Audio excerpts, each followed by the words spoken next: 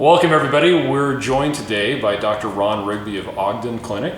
How we doing? And we just wanted to get his ideas on how to talk to your doctor about keto or ketogenic diets or low carb diets.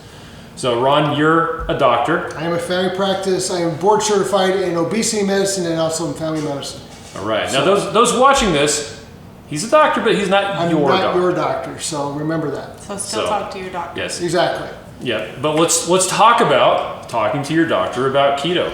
Okay. So now you deal with people who are starting a ketogenic diet. What would be the best way for them to speak to their doctor about a ketogenic diet? So if you're interested in doing keto, I'd first do a little bit of research about understanding what keto is and why you want to do keto. So when you go talk to your doctor, you at least have a plan of why you want to do it versus, oh, I heard something on the internet, or I saw one little article, so let's do it. Do a little research on what a ketogenic-based diet is. There's lots of good resources out there. So you're prepared to understand, so you understand what a ketogenic-based diet is. So now when you go talk to your doctor, explain that you want to try this, and this is the reason why, and what you've done some research of how and why and what you want to do, so they're not really scared off. Because a lot of times we don't get taught a lot of medical or a lot of nutrition aspect in medical school. So the whole idea, we usually go see the dietitian, which they can do a good job, don't get me wrong, or the nutritionist, but we don't have a lot of experience in it, and we have a reason. We've been taught to tell people to do certain things, so that's just kind of the habit answers like, no, we need to do this, or you should do this. So if you understand why you want to do it and you're prepared to at least answer some of the questions of how and why, and understand that the doctor is there to try to not cause problems. So if they're afraid that they're going to cause problems, they don't want to do that. So if you go, okay, I'm understanding there could be some risk. I'm not going to blame you if something goes wrong. Maybe we can do some blood work now, and maybe we can plan on doing some blood work down the road. And let's see if it's really helping me. Is it improving things? Because we like to look at numbers and we like to see what's helping, but let's improve some things and let's get an idea of what and how we're trying to do it. Yeah. So what sort of blood tests would be a good starting point for you to do with your doctor? How in depth do you want to go? I don't know. Like, what's a good starting point? I mean, so obviously they're going to want to take like cholesterol. Okay, so what I would recommend is probably starting with a basic metabolic panel, a CBC, which looks at for signs of anemia, your blood counts, that type of stuff. Looking at your thyroid, but not just look at your TSH, but we want to look at your T4, possibly your free T4, your total T4. Maybe also your free T3, which is the active component of your thyroid. And if you want to get more in depth, maybe even your reverse T3. I also want to look at an HSCRP, which is a more in-depth marker of inflammation. Your cholesterol or a lipid panel. Then if you want to look into a little bit more, because this can play a role, if you're male or female, looking at more of the dominant sex hormones, so estrogen, progesterone, testosterone in a female. In a male, more testosterone, maybe your estrogen. Might also want to look at your uric acid level, because if that's elevated, that can be a sign of gout, kidney stones, but it also can go along with insulin resistance aspect. We want to look at your insulin. We also want to look at your fasting insulin. We want to look at your hemoglobin A1C, which looks at your average blood sugar over the last 3 months. We might want to look at your vitamin D. Also, I look at your B12 also. I think I hit most of them, but trying to get some of those ideas. So we don't want to just go the typical, my CBC, my BMP, and I did my lipid and my TSH. That's not really giving us enough information of where to start and where to go from.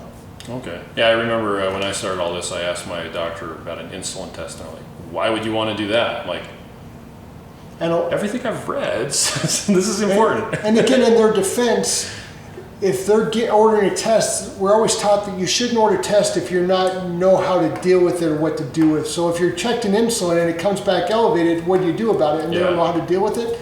It makes it hard. So in their defense, they're doing what they've been taught, plus also what they're comfortable. Again, if we're in another realm, if you're talking electronics, you would understand, and I'd have no clue. It's like, I'm not going to do that. Why? Because I don't know how to fix it. I don't know how to change what I'm doing when I do that. So doctors are trying to do the best for you from what they've been taught and what they understand. Yeah. So you say go in prepared with as much knowledge as you can. Don't come in with a whole big stack and go, this is why I want to do it.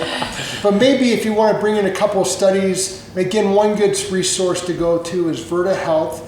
They've done a lot of good, especially if you're diabetic or pre-diabetic or a high risk of diabetes in you or your family, and you want to look at some of their stuff.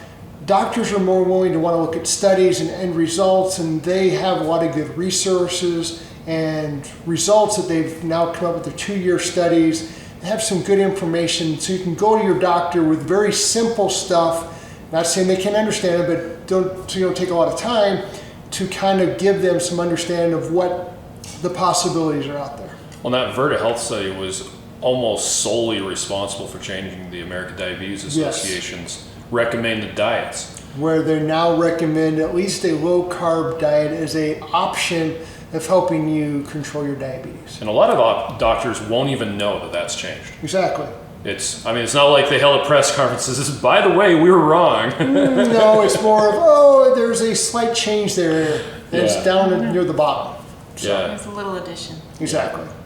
Okay. Are there any other suggestions you have as far as talking to your doctor about keto? Don't go in and be defensive about it. It's more of, I'd like to try this. A lot of us got to this point because a lot of us have medical problems ourselves, and we're going, well, what I was doing, what I was telling my patients didn't work for me, so I changed something.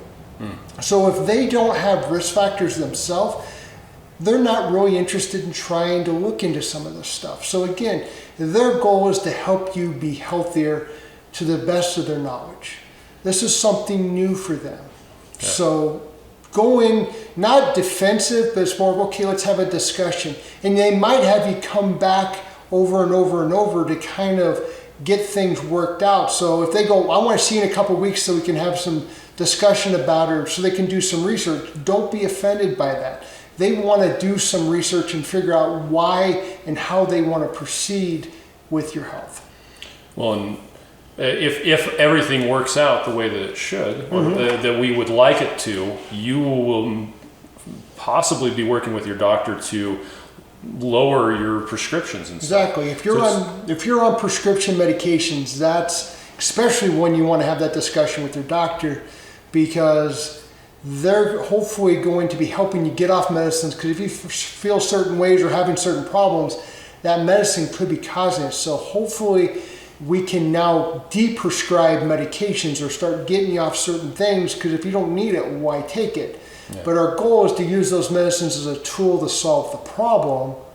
But a lot of times it's kind of putting a bigger Band-Aid on problems. Yeah. If you have high blood pressure and all of a sudden your blood pressure comes down, you don't want it way too low. No, so that can cause problems in and of itself. Yeah. Or if you're on medications that are now telling your body to produce more insulin, your blood sugars are dropping, and that makes things a lot worse. Then we're chasing our tail back and forth.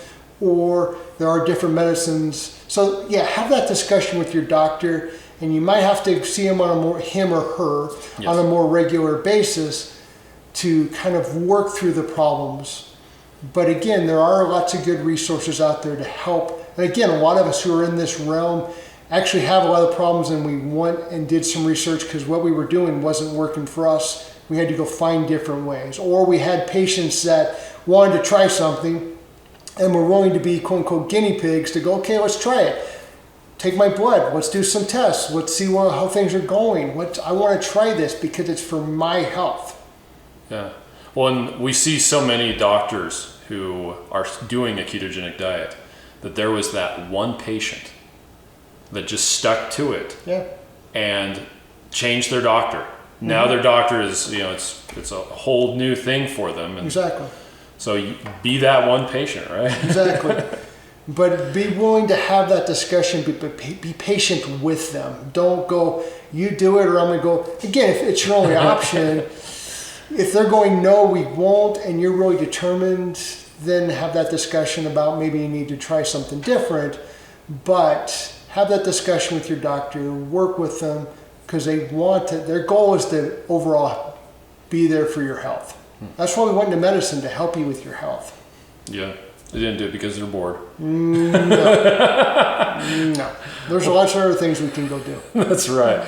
Well, thank you so much for joining us. And yeah, there are some good tips for talking to your doctor about starting a ketogenic diet and getting them on board. I love the discussion thing, because you really want a discussion, not them dictating to you, you will do this, but no, it's not, it may not be your fault, but it's your problem, and you need to work it out. You have to figure out what's going to help you solve that problem. And it might be more medicines, it might be going a different direction, but at least having that discussion with you. Yeah. All right. Well, thanks everybody for joining us.